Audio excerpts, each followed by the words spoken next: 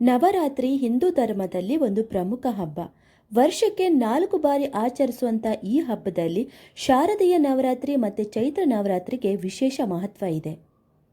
ಈ ವರ್ಷ ಚೈತ್ರ ನವರಾತ್ರಿಯು ಏಪ್ರಿಲ್ 9ರಿಂದ ಪ್ರಾರಂಭವಾಗಿ ಏಪ್ರಿಲ್ 17ರವರೆಗೆ ಇದೆ. ಪುರಾಣಗಳ ಪ್ರಕಾರ ಚೈತ್ರ ನವರಾತ್ರಿಯಲ್ಲಿ ದುರ್ಗಾದೇವಿಯು ರಾಕ್ಷಸ ಮಹಿಷಾಸುರನೊಂದಿಗೆ ಹೋರಾಡಿ ಅವನ ಮೇಲೆ ವಿಜಯಶಾಲಿಯಾದ ಸಮಯವನ್ನು ಸೂಚಿಸುತ್ತೆ. ಈ 9 ದಿನಗಳಲ್ಲಿ ಭಕ್ತರು ದುರ್ಗಾದೇವಿಯನ್ನು ಪೂಜಿಸ್ತಾರೆ ಮತ್ತು ಆಕೆಯ ಶಕ್ತಿ ಮತ್ತು ಧೈರ್ಯವನ್ನು ಕೊಂಡಾಡ್ತಾರೆ. ಈ ಹಬ್ಬದಲ್ಲಿ ಭಕ್ತರು ಉಪವಾಸವನ್ನು ಮಾಡ್ತಾರೆ. ಅಲ್ಲದೆ ನವರಾತ್ರಿಯ ಸಂದರ್ಭದಲ್ಲಿ ಪತಿ ಪತ್ನಿಯರು ಶಾರೀರಿಕ ಸಂಪರ್ಕವನ್ನು ಹೊಂದಿರಬಾರದು ಎಂಬುದು ರೂಢಿಯಲ್ಲಿದೆ. ನವರಾತ್ರಿ ಹಬ್ಬಕ್ಕೆ ಆಧ್ಯಾತ್ಮಿಕ ಮಹತ್ವವಿದೆ. ಈ ಸಮಯದಲ್ಲಿ ಗಂಡ ಹೆಂಡತಿ ಲೈಂಗಿಕ ಚಟುವಟಿಕೆಯಿಂದ ದೂರವಿರುತ್ತಾರೆ. ಈ ಸಮಯದಲ್ಲಿ ಭಕ್ತರು ತಮ್ಮ ಆಲೋಚನೆ ಮತ್ತು ಶಕ್ತಿಯನ್ನು ಆಧ್ಯಾತ್ಮಿಕತೆಯ ಮೇಲೆ ಕೇಂದ್ರೀಕರಿಸ್ತಾರೆ. ಅಲ್ಲದೆ ದೈಹಿಕ ಸಂಪರ್ಕವು ದೃಷ್ಟಿಗೆ ತೊಂದರೆ ಉಂಟು ಮಾಡಬಹುದು.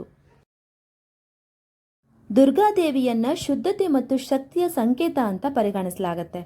ದೈಹಿಕ ಸಂಪರ್ಕವು ಈ ಪವಿತ್ರತೆಯನ್ನು ಉಲ್ಲಂಘಿಸುತ್ತೆ. ಅದು ತಾಯಿಗೆ ಅವಮಾನ ಮಾಡಿದಂತಾಗುತ್ತೆ.